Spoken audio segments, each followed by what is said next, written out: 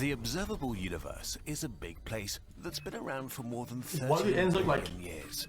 Up to 2 trillion galaxies, made up of something like 20,000 billion stars, surround our home galaxy. In the Milky Way alone, scientists assume there are some 40 billion Earth-like planets in the habitable zone of their stars. When we look at these numbers, it's hard to imagine that there is nobody else out there. It would change our perception of ourselves forever if we found others. Just knowing that this vast place is not dead would shift our perspective outwards and could help us get over our irrelevant quarrels. But before looking for our new best friends or worst enemies, we have a problem to solve. What are we actually looking for? friends.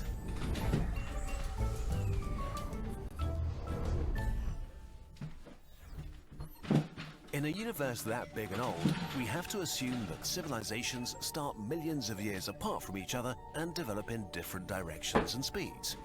So not only are we looking over distances of dozens to hundreds of thousands of light years, we're looking for a civilization ranging from cavemen to super advanced.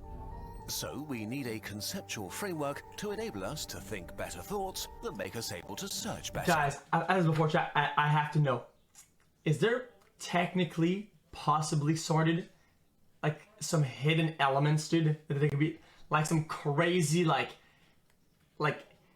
neoplasma rocket fuel? Are there universal rules that intelligent species follow? Currently, our civilization sample size is only 1, so we may make incorrect assumptions based solely on ourselves. Yes, bro. Still, better than nothing.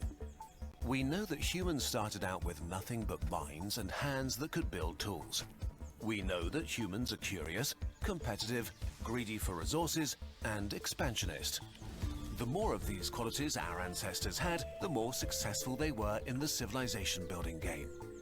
Being one with nature is nice, but it's not the path to irrigation systems or gunpowder or cities. So it's reasonable to assume that aliens able to take over their home planet also have these qualities. And if aliens have to follow the same laws of physics, then there is a measurable metric for progress: energy use. Human progress can be measured very precisely by how much energy we extracted from our environment and how we made it usable to do things. We started with muscles until we learned to control fire. Then we made machines that used kinetic energy from water and wind. As our machines got better and our knowledge of materials expanded, we began to harness the concentrated energy from dead plants we dug up from the ground. As our energy consumption grew exponentially, so did the abilities of our civilization. Between 1800 and 2015, population size had increased 7-fold, while humanity was consuming 25 times more energy. It's likely that this process will continue into the far future. Based on these facts, scientist Nikolai Kardashev developed a method of categorizing civilizations from cave dwellers to gods ruling over galaxies. The Kardashev scale, a method of ranking civilizations by their energy use.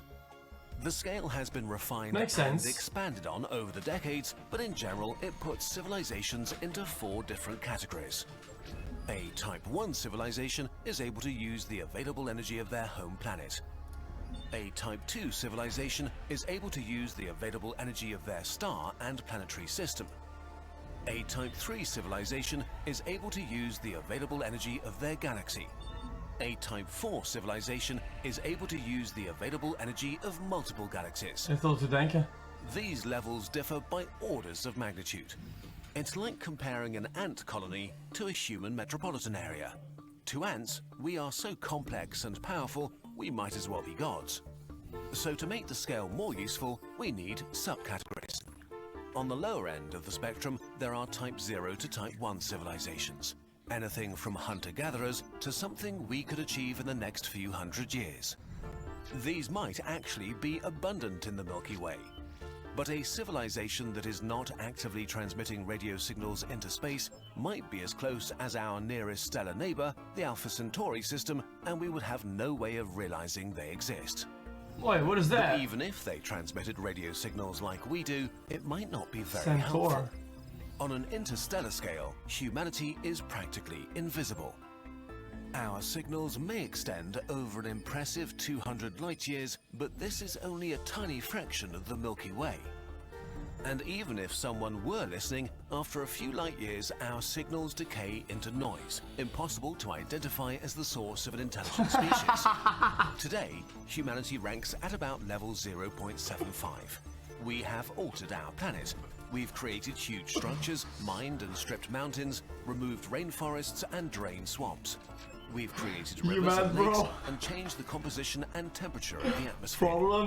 If progress continues, and we don't make Earth uninhabitable, we will become a full Type 1 civilization in the next few hundred years. Any civilization that becomes a Type 1 is bound to look outside because it's likely that it's still curious, competitive, greedy, and expansionist. The next reasonable step towards transitioning to Type 2 is trying to alter and mine other planets and bodies.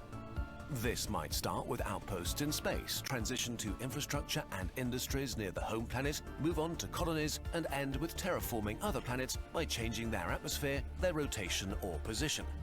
As a civilization expands and uses more and more stuff in space, its energy consumption scales with them. Chat, what about SpaceX, dude? Fuck, guys, dude. This better be good, chat. This better be good. This better be good.